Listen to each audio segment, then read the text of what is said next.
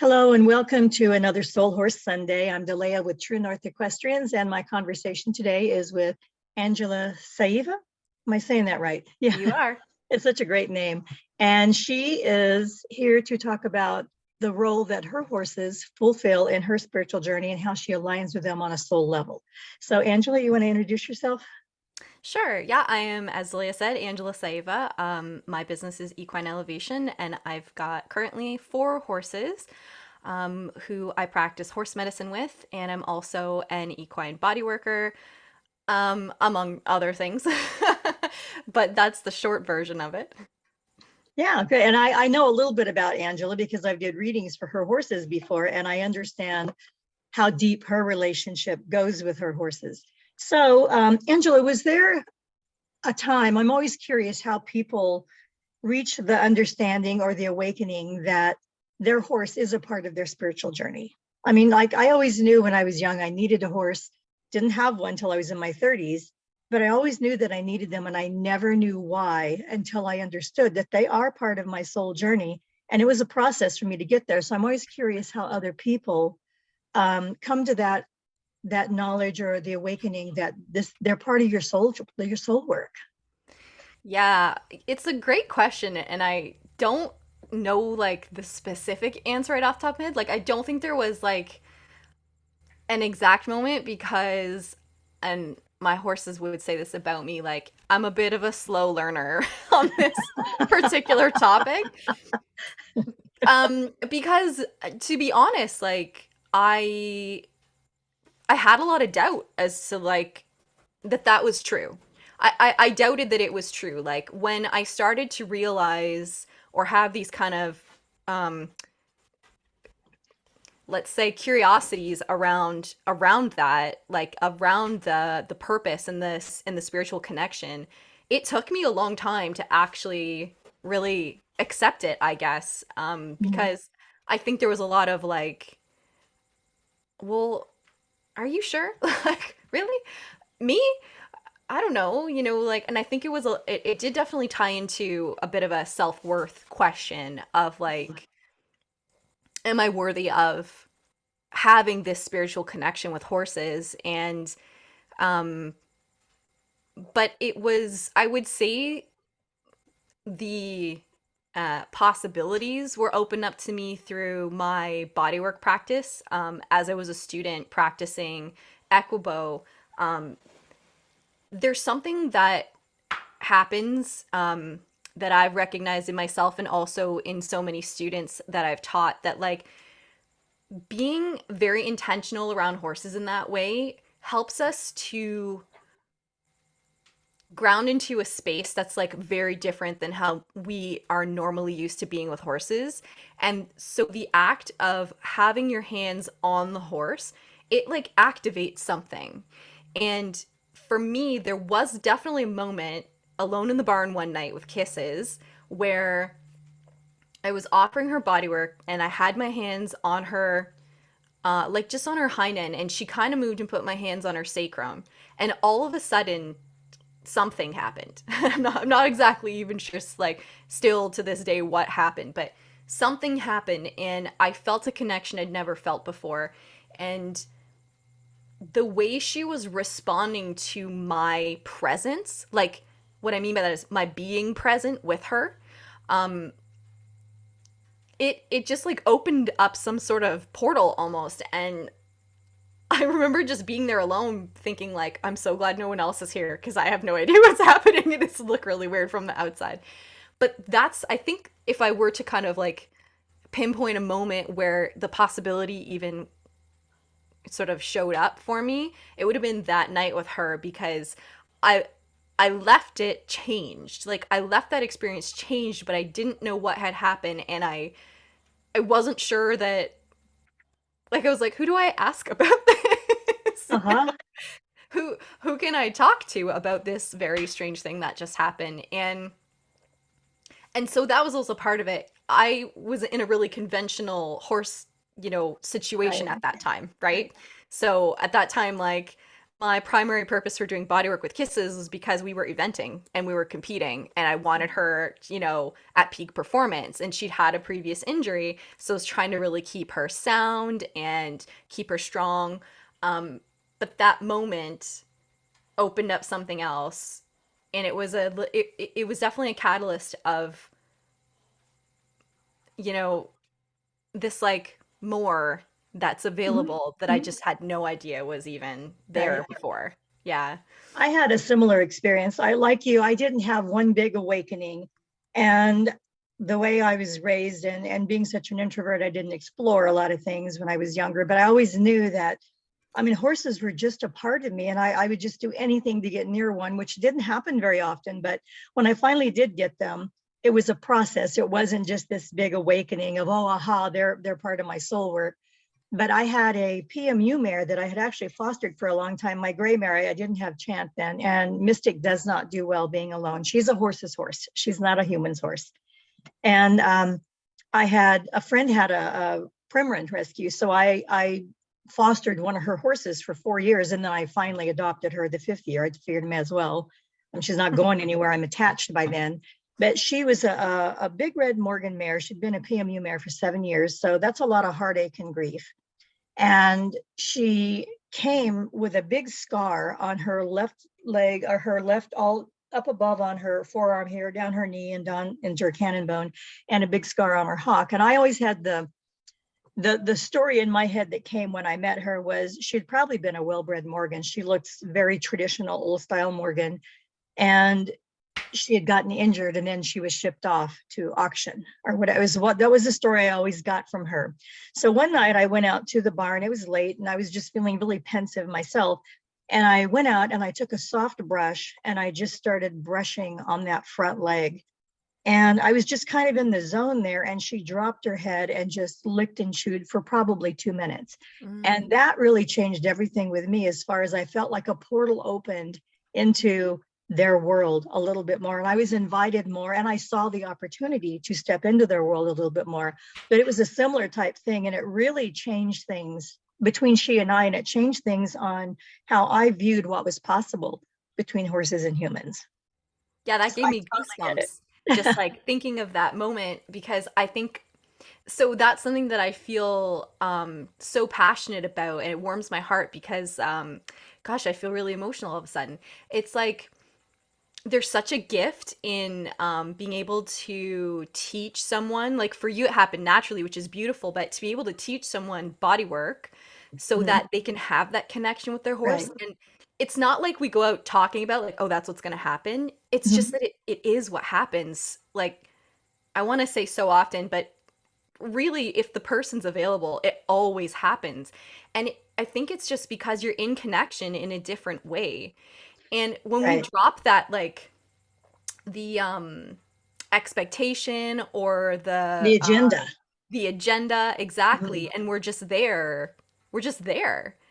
And we're there to serve and receive rather than to, I think that is an invitation, a point of invitation when we Yeah. do body work or even emotional work with a horse. I think that is the invitation to go deeper into their world and for the souls themselves to to greet each other. 100%.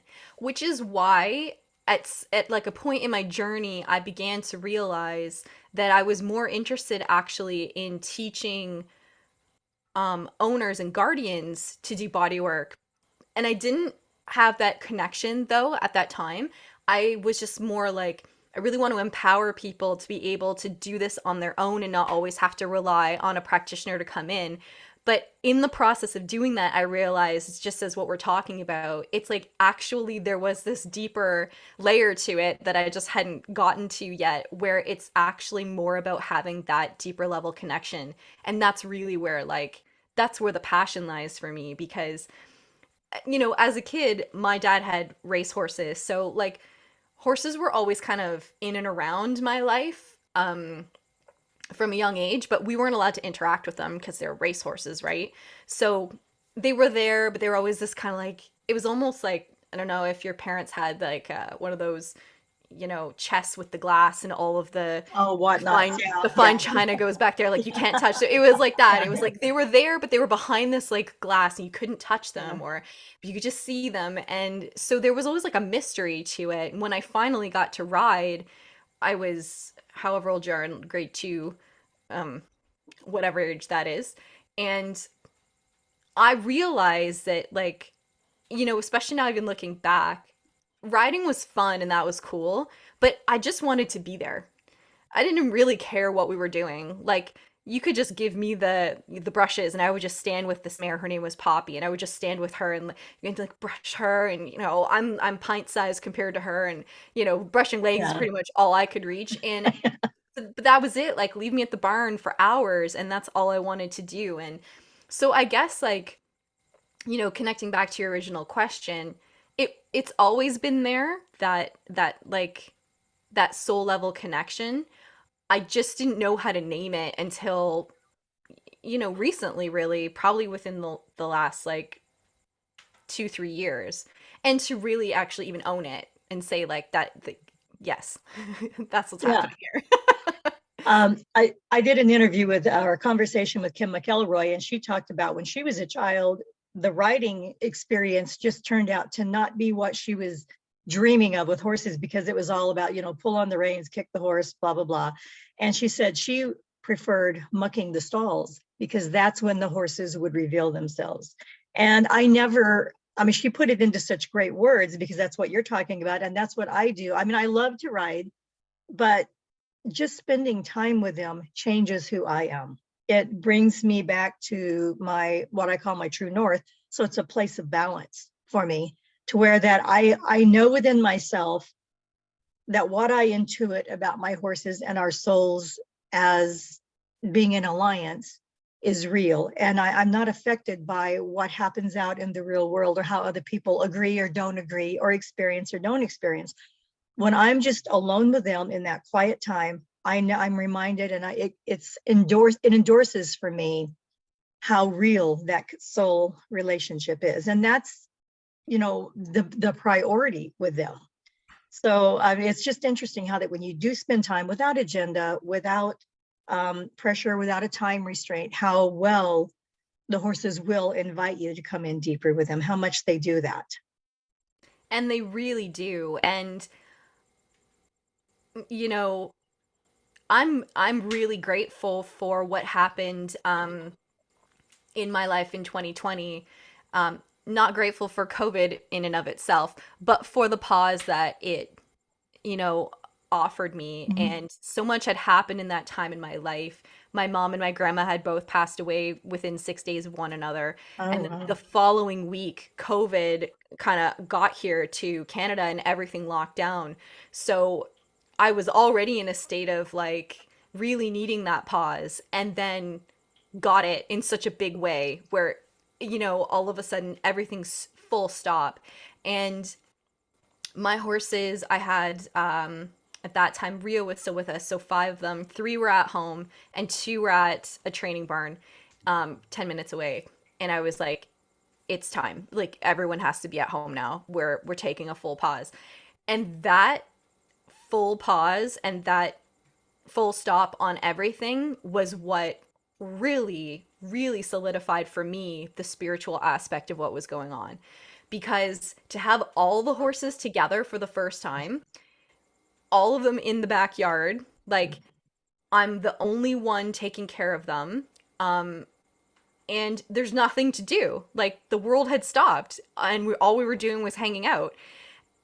And in that time, so much was revealed to me from them, and being able to be in that space just with like absolutely no agenda at all, because there just wasn't even anything to have an agenda about, you know that was really such a beautiful time for all of us, where I think so much of that collective purpose began to really, really reveal itself. And like really started to get it. I think they're all like, oh, thank God. she's starting to get on board here. We've been trying. Lord knows we've been trying. But that that time is really special to me. And it's so interesting now, for like people who know me after that time, because I stopped riding. Um, and I stopped riding for a few reasons. One of them was I didn't have saddles that fit anybody anymore, and we were in the process of like looking for saddles. And then when my mom went into hospital, I was like, okay, my all of my attention was basically just like care for these horses, go to the hospital, come home, right, for 3 weeks. So everything just was already kind of slowing down. And then when they all came home, I've got no saddles, nowhere to ride other than just like in the open field. And so it wasn't really on the table at that time. And I needed rest anyway, so it just sort of naturally happened. But I was also having a hard time reconciling, and this is also part of why it kind of took me a while to arrive at the true sort of spiritual nature of our connection, because being in that really conventional horse world for so long, I was fighting against a lot. And I was trying to reconcile, these like two ways of being with horses. And I truly believed there was a way to marry them.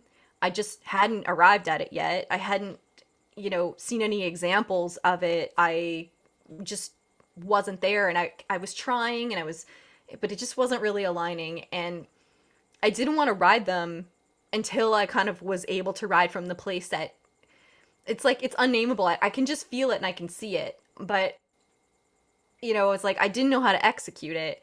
And so it really was just a natural thing that happened. But there's definitely that aspect of like, how do I reconcile these two worlds that, I still feel like I kind of one foot in one and one foot in the other. Mhm. Right, right. How do we get them closer to one another and aligned? And well, I'm still kind of on that journey right now. And one of the phrases that I use all the time is I think most change takes place, or most information is found between the worlds. I don't think there has to be a hard line. To me, there's like this place of mist in between. And that's where they actually leave their world and they feel safer. And there's like more of a language between what they speak and what we speak. And when we meet there, that's where I think number one, our intuition is far more activated when we're in between the worlds, and they speak with a lot of their intuition. Mhm. So there isn't really a hard line, but sometimes it is hard to switch from the way it's always been or what we've always known to this whole new.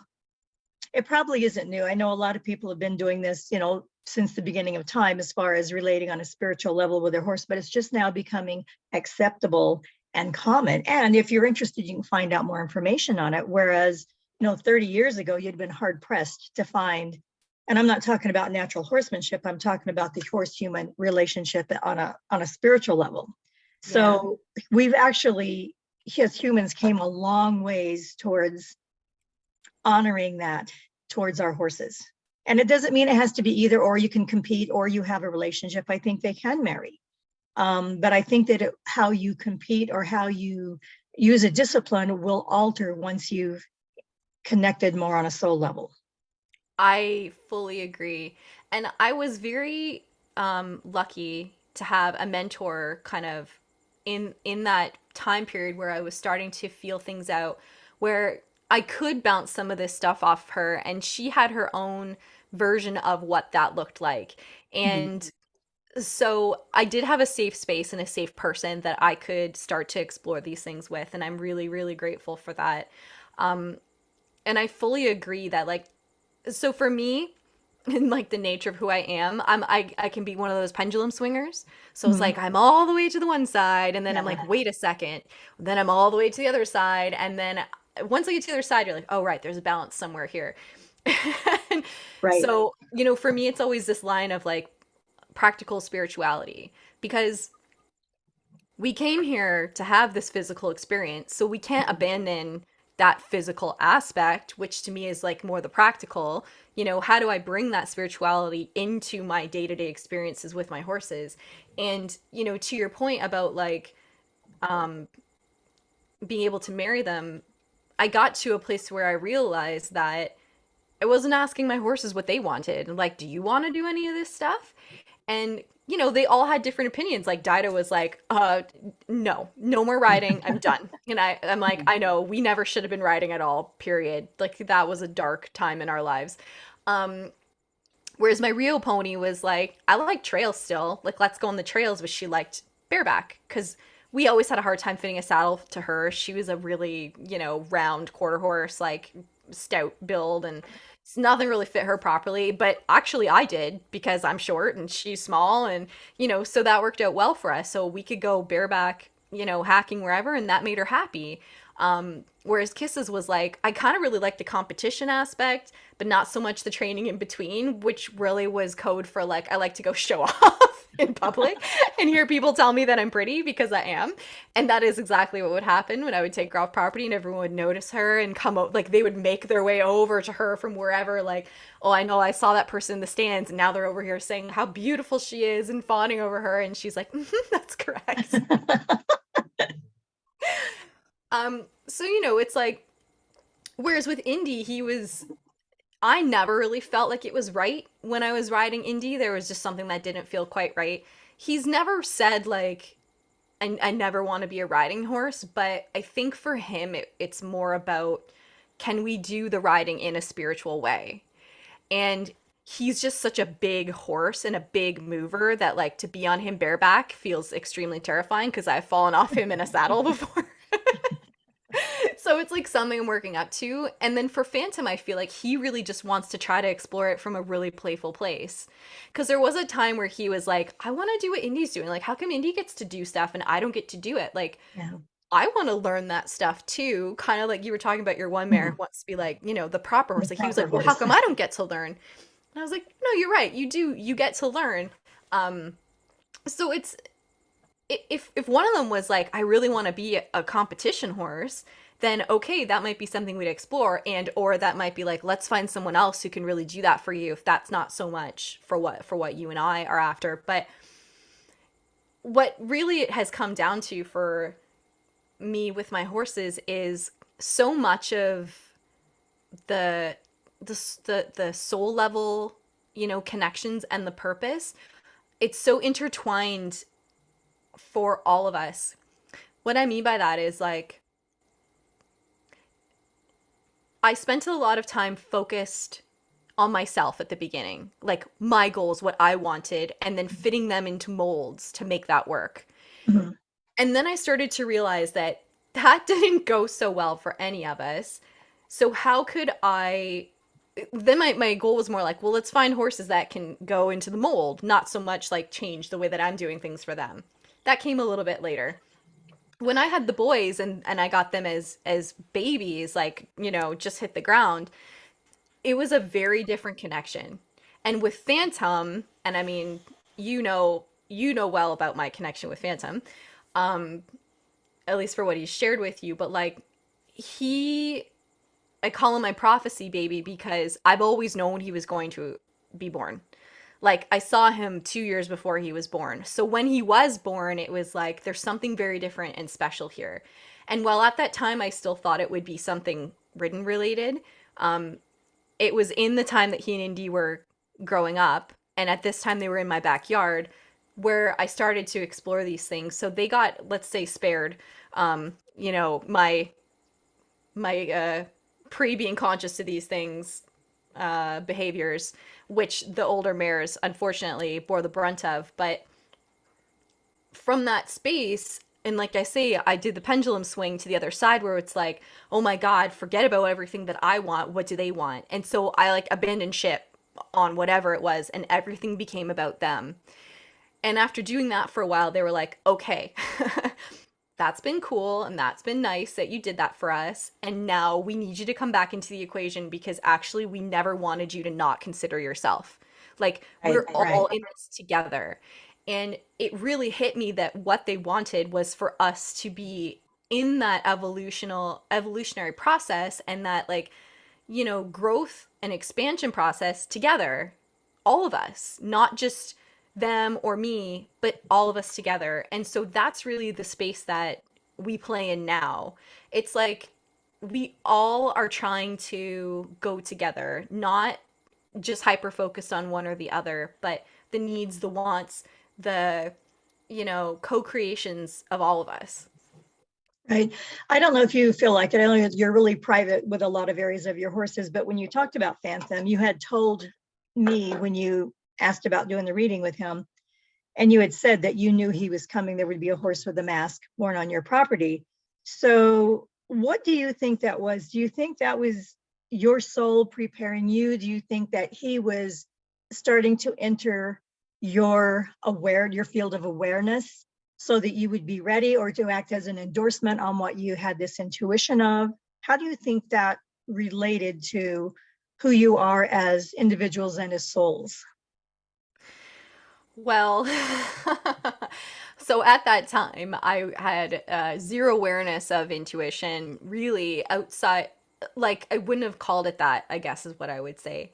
Um, so it did end up acting as like sort of validation Mhm.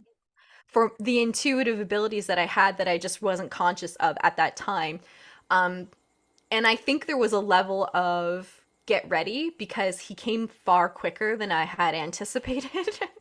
Like by like 8 years. Like I thought, oh, I'd have Indy, who's his half brother, and that Indy and I would, spend this time and get developed, and then like eventually down the road, he'd show up, and then I'd have this other. But he was born the following year, so I had just bought a baby, a Mhm. rather expensive, rare warm blood baby, and then Phantom was born, and I was like, now what? I know he's mine, but I just invested in this other horse, and at this point now I've got 4 horses and I'm about to add a fifth, and they all live at a training barn. So I'm paying board on 4 horses. Ka-ching, yeah.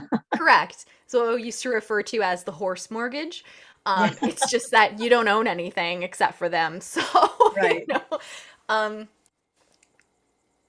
it was actually a really important invitation for me to learn to let go and to let go of my Rio pony because she was asking for something different and I was trying to give it to her but still keep her in my life, and it wasn't working for either of us. And it ended up being an invitation to let her go, to another family, which I never thought I would ever sell a horse of mine. Like to me, Mm.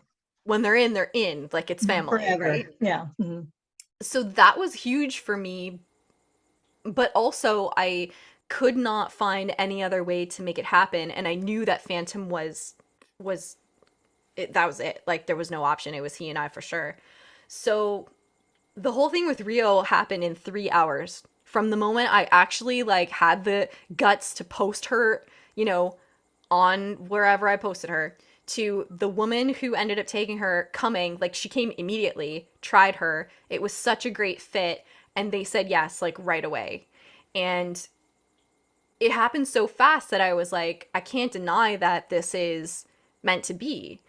And so there were definitely like the seeds were starting to be planted of that more intuitive aspect of my life Working that with was it. Yeah. what, and it was naturally happening that I just wasn't like really aware of, but it was too perfect. It was too good to be true. And so I went to see the farm, and she had this pony and she was so sweet, and I was like, "Oh, Rio doesn't really do ponies. We'll have to see how it goes." So I kind of said like, "Hey, let's do a week trial. Let's see how it goes for a week, right?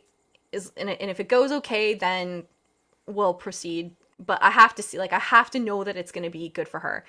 And they sent me a photo, like, however many hours after she had been there, of Rio and this pony, and they were just like peas in a pod, perfect. And I started crying, so I was like, oh my God, I have been holding her back from like this other thing that she could have been having. And it helped me to feel like this was right. Like, let her go, and yes, Phantom was definitely for me, and all of this was happening. And it's so interesting because it was like within it, like less, or a year or whatever of that happening, that the incident happened with Indy, that I ended up putting up a paddock at home, bringing the boys home, and then Rio's owner needing to give her back to me, and me having this perfect place for her to come back in and live at home with now Phantom and Indy.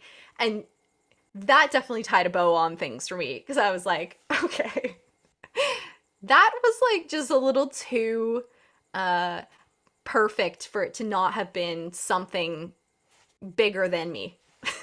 Well, and the truth is, family, you say they're your family. I feel the same. I did have to let go of a horse once. And I suffered tremendously. It was just a place in my life where finances and uncertainty and big change happening, divorce and all that. And I ended up being part owner with her, but the other person had her on the property. And it was so stressful for me. And she ended up dying at 16 and I wasn't there. Mm. And I mean, it was horrific. It was just horrific dealing with that. But I hope I never have to ever let go of another animal ever in my life. But sometimes, you say their family comes and goes in and out of our lives too. They relocate, they move somewhere else, they move on, they check in. So I've always tried to find, I don't want to say justification, but consolation into understanding that I really believe in reincarnation, and I believe that horses choose their life also. It's the only thing that keeps me sane is that animals choose their life. Otherwise, I would be a mass murderer. So I believe that they pick their life too, and that was part of her process.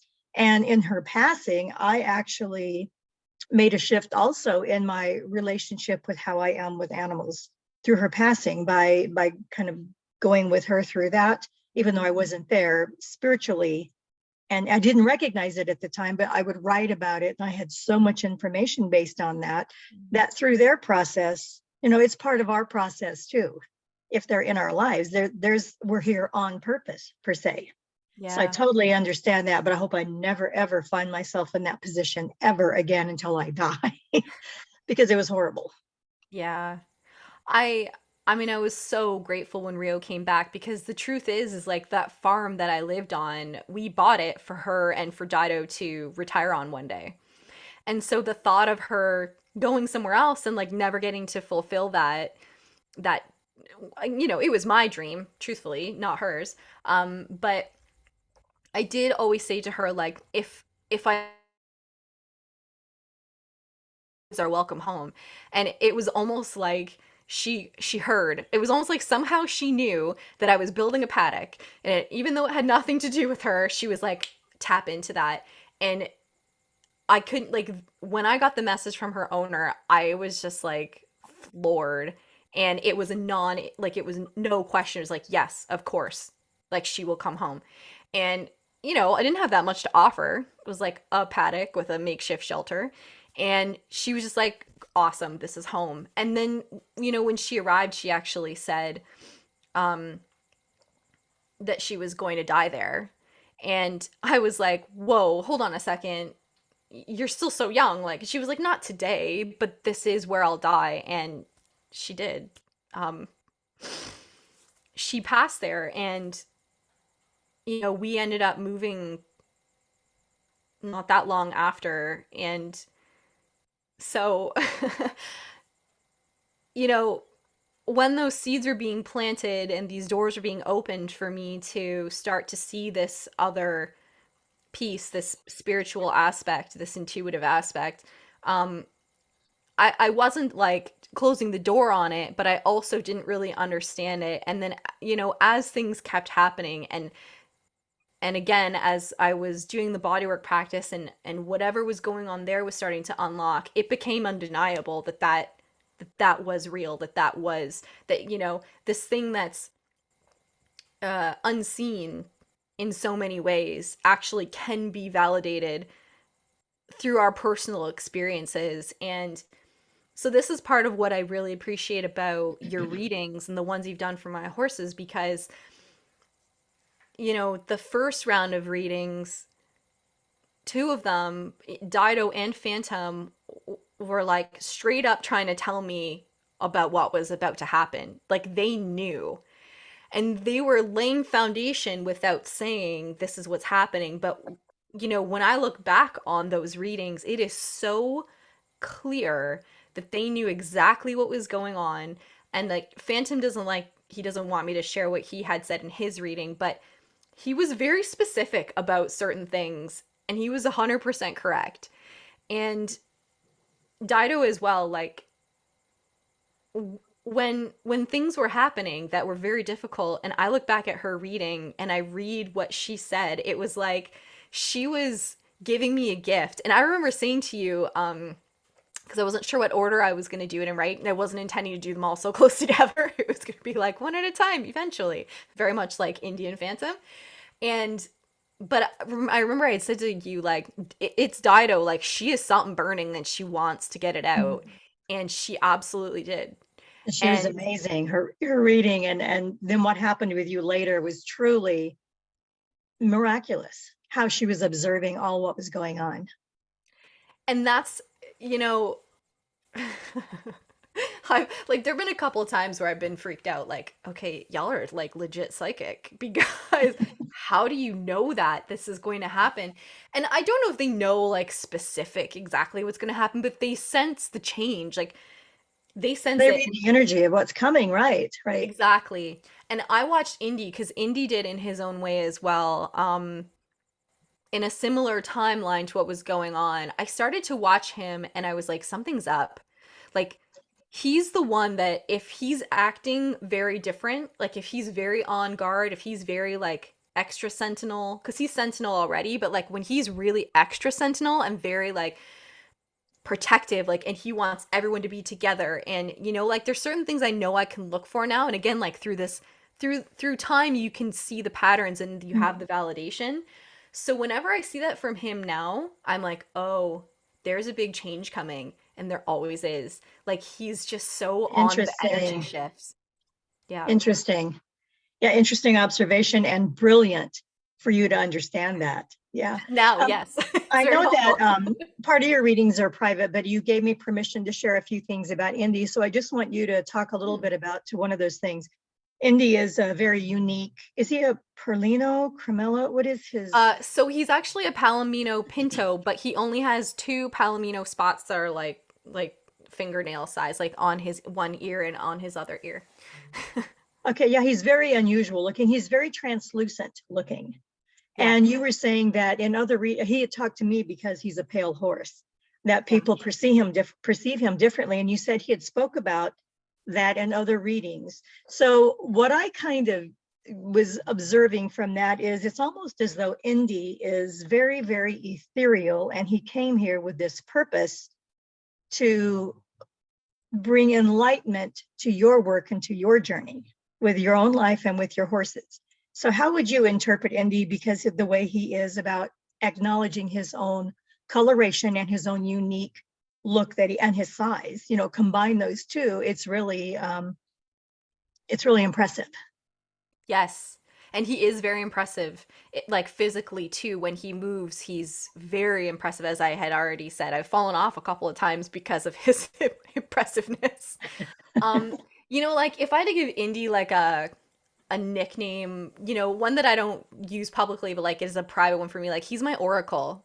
Okay, yeah, yeah, He's my okay. oracle Yeah, horse. that sounds right. Yeah. He just and the thing with India is like I am nowhere near a place where I can connect with where he wants me to connect with him. Mhm. Um it's he's on such a different level. Like you know, it's funny because people so like, you know, my logo that is him. Um that's Indy.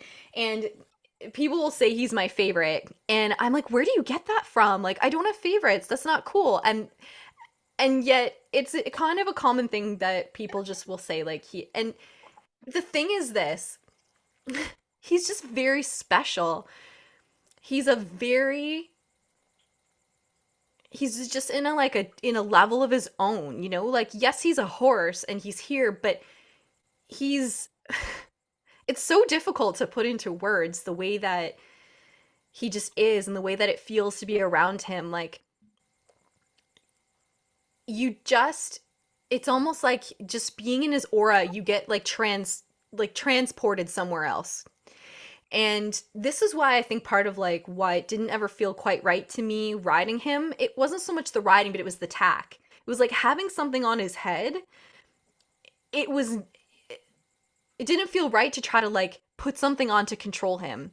Like he's just here doing something totally different than what than what the other horses are here doing. And that's not to say that they don't all have those like similar qualities, but yes, Indy is he's very etheric. Like sometimes I'm like, are you here or are you elsewhere? Like I think he does things that I don't know he's doing when he's just being a horse out in the world. And he has a special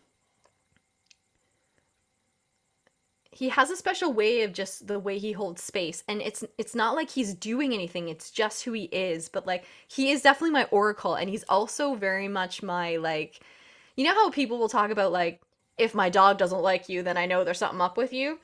Yeah. Yeah, so Yeah. Indy's like that, but he's not like, it's not like if he doesn't want to hang out with you there's something off with you or something. It's more the opposite. Like there's this girl who came in for a workshop, and he was so taken by her. And I noticed immediately the way he was with her, and I was so intrigued because I was like, I felt that she had something very special to her too. Mhm. But the way he was interacting with her and the way he was like inviting her into some other space and like more of herself, I just sat back and witnessed it, and it was so beautiful to just let him be who he is and like extend that invitation to her. And it was so palpable. So like he's like a guide in that way too, and a gauge. Just like he will find the person who's very special. She's on another level similar to him. Um, she's here as a human, and yet there's so much more going on. And so I don't know if that answers your question, because it's just such like a difficult thing to put into words. But yeah, Indy's he's something else, and I think people feel it because people will crush on him like on social media, and they'll be like, oh Mm. my god, I wish I could meet him, or oh, he's so this, he's so that. And like he is, there's just something about his presence. Like I do believe he came here specifically, like he said, as this white horse with this presence, this stature. He's like 17.2 or something, I don't even know. I stopped measuring after he passed 16.2 because my dreams were dashed, and I was like, well, he's gonna keep growing and I'm not getting any taller, so there it is. um but he also doesn't like, he doesn't um he doesn't use his size and stature and presence in that overbearing way like some big horses do, but he absolutely will tap into it if he needs to. Like if he needs to, and he's a little bit like the peacekeeper. So if he sees something is getting a little bit out of line in the herd, he's going to correct it right away. And he's going to use the force that he can because he's huge. But as soon as it's done, he's going to go back to that like etheric place. So he's actually also really interesting to watch when he goes to that place of dominance, because you almost wouldn't think he had it in him based on this other side of him that he like more naturally is in. But he does have a dominance that can be quite like something to see, and you sort of stand back and go, oh, okay, Indy's at work. Let him do his thing. Which is also quite metaphoric for how our soul is with us. I mean, our soul isn't all, peaches and ice cream and roses. I mean, I think the soul Totally. does some serious butt kicking, but only when it's appropriate, and it will do what it needs to do to restore order back to our spiritual home. Yes. So very Yes. metaphoric for him, and considering the influence and the role that he plays in your spiritual journey. Yes. And as I say, I think like there's so much more to that than I am capable of tapping into at this point. So I'm really excited because I know there's so much more to explore with him on a level that I'm just not at yet. And so it is exciting. And it's funny because there've been times where like in readings or with communicators, he'll drop these little breadcrumbs, and I'll ask for more, and he'll be like, "No, it's for you and I to like explore together." Yeah, And I'm yeah. like, "But I'm not there yet, Indy. I want to know now," And he's like, no, like in time, in time." So he also is very much like, he's like, there's no timeline to any of this. Like we will do all of the things we're here to do together, and it'll happen in the timing that it's going to happen. Like he's, and something that he did say in the reading that I found really interesting, where he was like, don't don't come to spend time with me unless you have time. Right, You know, right. I'm not interested in those like drive-by moments where some of Mhm. the others are. They're like, they'll take what they can get. He doesn't. And so that's why I mean he's on another level because he's just like, let's connect, but I only want to connect when we can really truly connect. And I love that about him because he's just so deep. Like he's just not superficial at all. And I'm not really into that either. Like you know, I'm like, if you ask me how I am, then I assume you really want to know. And if I ask you how you are, it's like, I really want to know, how are you? Like, let's get into it. And he's like that too, which I think is part. Some people don't want to get into his space because I think they get that from him right away. They're just like, oh, I don't know if I want to go into whatever that horse is going to bring out of me. Interesting, because basically it sounds like he has been a large part of your invitation into awakening your own spiritual growth. Oh, absolutely. I just think that I wasn't as aware of it because he's not so like hit you over the head with it. Right. Whereas Phantom was born, he was like, I'm your soulmate. I was like, oh, all right then. I didn't know that was a thing. If you say so. And I see it now. Like, yes, we are absolutely soulmates. And, Phantom and I have lived multiple lives together. Indy, Indy and I just, it's a totally different thing. It's like, it's just this feeling that when the first day I saw him, because I was there when he was born, and he was born in the field at lunchtime. So we had all gone in for lunch and then came out and there he was, just like in all of his glory. And we're like, oh my god, there's a baby. He wasn't there before. And he does this thing where he looks over his shoulder, like he looks over his shoulder at you, and when he does it, it's like electricity. It just strikes me, and to this day it still happens. Like he looks at me and I just feel struck, and like I have to stop. Like it stops me. And he just has such this presence that like I've never felt that with another horse before. Not that I've never seen a striking horse or like been in the presence of a horse that's like, wow, that horse has presence. Like that horse is Right, like right. kingly or queenly, but this is something else. And I think there's a level that's unique for he and I, but there's another level that's just who he is, and other people definitely feel it too. And I feel so like honored that he chose me to be in this lifetime with. Like that brings me to tears often enough, just because, man, he's so special. To like have him just being in my world is, yeah, I don't have words. So when you were talking about you knew Phantom was going to be born, and just to clarify, you knew you were going to have a horse that had a mask on one side of its face. Yeah. So do you think that was him signaling you to prepare yourself, or it was just another invitation to step into the unknown? I know we talked earlier about intuition and you didn't think much about it then, but now for looking back in hindsight, because it's always good to have hindsight because it helps us to connect the dots and to form a matrix of where we need to be or what we're creating. We can look at the steps as how we got here. So when you felt this thing about him coming into your life with a mask, you'd have a horse with a mask. Um, do you think that was your spirit or your soul just trying to connect with him, or him trying to connect with you, or just another invitation to step deeper into that world? How would you explain an experience like that? Because I don't think most of us have a vision that I'm going to have a horse and it's going to have, a blaze on one side, or, whatever. So that was pretty distinct to have, like the Phantom of the Opera mask on his face. Yes, What do you and that think was the significance of that? well, that is exactly the significance, the Phantom of the Opera, because I have such a love affair with that play, and I've seen it live. I don't even know how many times. I've lost track now. It's probably like 10. Um, and so there was definitely significance, and I've never asked him, but I would wager a guess just by knowing who he is that he would come in that form specifically to help me know that he and I were meant for one another. And that you would be receptive because you already have this love for Yes, this story of Phantom. exactly. Um, It's an interesting thing. It actually like connects me to my nona. So like my dad's side of the family is Sicilian. So very superstitious, very like oh but like very witchy, but not like in a way that was spoken of like that. Also very Catholic. So witchy Catholic, I know they don't really go together, but she she had dreams and she would always talk about her dreams and everyone just believed her. Like they weren't like, oh yeah, sure.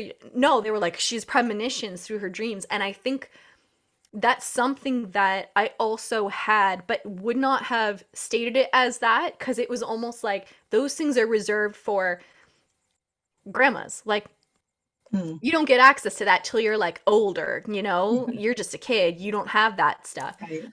But in hindsight, as you're saying, like in the validation of things, like I recognize now that a lot of what my Nona was vocal about, which was really my first um like introduction to anything intuitive, was these premonitions, these visions. She would have these visions. She's like, I've seen, this person, that spirit, this whatever, and they would come to her, and everyone would be. She was like, she was the oracle, and it's so interesting, to think about it now from this vantage point. But I think that what was happening was it was definitely twofold. Like him coming in and saying, hey, I'm coming, and yes, this is happening. And I want you to have this connection in a way that you know for sure, without a doubt, this is for you. This is you and I. And also to have that, because, like, I can remember every detail of exactly when it happened. Like I know where I was sitting, like which house, because I've moved a bajillion times. I know exactly which house I was in. I was sitting at my desk. It was white. I was in a black leather chair. I had my feet up on my desk. I was leaning back. Like, you know what I mean? I can transport right back to that moment when all of a sudden I like saw it. And then I was like, oh my God, I'm going to have a baby and his name's going to be Phantom. And I wrote his name down on my whiteboard. And so, like, yes, to look back, it's very cool to say, like, wow, I've been having these intuitive hits in a way that were so easily validated. I just didn't know at that time. And so to be going through my journey and be able to link back to that, it's been so helpful. And also it has helped me to validate other things, which helps me to deepen into my intuition to this day, because it's still like, we're always deepening into it, and I think there's always that moment, like potential for the seed of doubt, like is this really happening or am I just making stuff up? I Or mean, maybe I'm crazy. I think that a lot. yeah, and I think that's also a sign of like we're on the path. Is if you're like, am I insane, and then the thing happens, right? You're like, Yeah. Yeah. Yeah. oh, okay, okay, so there's something more to this. That's Or cool. even if you think you're insane and it hasn't happened, it just hasn't happened yet. Or maybe that's just part of the process to get to where you're going. You had to reach that point that you were out of your mind so that you become something more malleable. Yes, And I and I think think horses it's are masters at putting us in those positions. yes. And it's so like on brand, if you will, for the journey that I'm on with my horses, because they they know now too that like I do require, or I still require validation, but less so now. Now I'm more able to like jump in on it and say like, no, that is my intuition and I know what it feels like. But they've had to be like, it's been an exhaustive journey on their end to be like, keep trying, keep showing her, keep trying, like she'll get it, And they do keep trying, and I think that's like it to me, again, I feel very honored that they would be willing to keep trying that much, like that Mm. hard and that consistently, and just keep having hope and faith that like she'll get there. she's just our Yeah, yeah, she's our little human, and she'll get there. And as I said, like there's definitely been a journey of questioning my self-worth in this, like why would you choose me to do this with? Why would you choose me to get your message out to the world? And I realize now that there's been actually, because I also believe in reincarnation, past lives. Like there have been many, many, many lessons of this, many past lives with horses where this has been our journey, where we haven't had voices, none of us, not me, not them. And that in this one, we're like planting our flag collectively and saying, we have Ah, voices interesting. and this is a purpose that we're going forward with together. And it's for us and it's also for the collective. And now that I have that understanding, it helps me to move forward and it helps me to move through times where it's just hard or it feels like, why? Like, I'd kind of rather not. Or, like, it's easier to just not play in this field, you know? It's easier to just play Right. together in private. But they're asking me to be more public. And, you know, however public that ends up being, I don't know. I'm actually officially open for whatever. It took me a long time to get there, but even to have this conversation with you and be this open about it, I wouldn't have been able to do this even, you know, maybe 2 years ago. So like they've been chipping away at me slowly. And I don't mean that it's such a like, but I definitely have had an armor to get through. And they've been the most able to do it, you know, of anyone in my life. That's because they're your soul tribe. You know, that's what I always say about my horses. I just relate to animals so much stronger than I actually relate to people.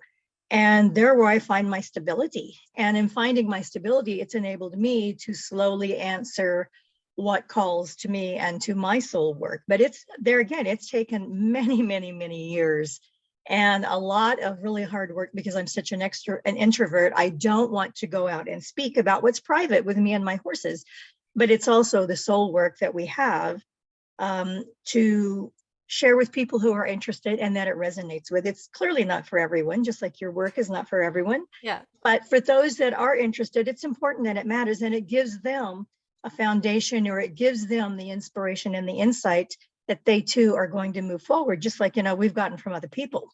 So, okay, I didn't know if there's anything else you wanted to put in here intentionally before I have you just talk a minute about your work and how people can reach you.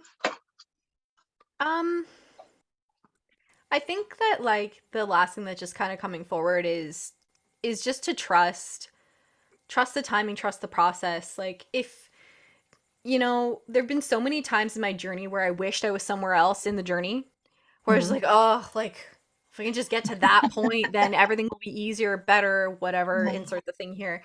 And I'm finally at a place where I realize that the present moment is it. Like that's where everything is at. And every time I try to project onto like where I'll be, like, you know, as I said with indie, like there's this whole other thing I know. And there were times when it would make me really sad that I couldn't get there. And now I'm like, it'll happen when it's going to happen. And on the day it happens, it's going to be amazing. And you know what? Right now, it's amazing too. So I guess it's just that little bit of permission to say, there's no timeline, there's no rush, there's none of this. Just be like just be with your horses and enjoy that, cuz like man, how many of us even get to have horses like, I or know. you know, remember back to like as we were talking about Yeah. being kids and just like they were behind the glass and you couldn't touch them, and like now I can touch them. I can go out Mhm. right now and touch them and I Yes. can, right? Like, and even just that in and of itself is such a beautiful gift that I have to think of like 4-year-old Angela just being like, "Oh my God, we did it!" Like we did do it, and we never thought we would, and yet here we are. So I know all sometimes amazing. it's a long journey. I didn't have a horse until I think I was 31. So Yeah. it took a long time of wanting and dreaming. And I always, my answer to that for people who want a horse is somewhere there's a horse dreaming of you too. Oh, I So love just that. hold on to that dream. Yeah. Okay, if you want to tell people how they can get a hold of you or how they can follow more of your work on, I know you have Instagram. I don't know what else you have. I I see you on do have Instagram. Instagram because Instagram's my jam. Yeah, at Equine Elevation on Instagram, and equineelevation.com is my website. But if you really want to get the goods and kind of what's mostly going on, Instagram is where I usually hang out and where I share the most about the horses and just like day-to-day Right. stuff too. Okay, well, thank you so much for joining me today. It's been a great conversation. We could go on forever, but I try not to take too much the listeners' time. So I'm Delia with True North Equestrians. If you'd like more information about my work, you can visit my website, truenorthequestrians.com, and you can find out more about the things that I do. And I also have all the videos posted on there of the Soul Horse Sunday conversations that I post on Facebook and in my group, True North Equestrian group. So thanks for joining me, and I look forward to seeing you in the next conversation that we have. Now, if I can just stop recording.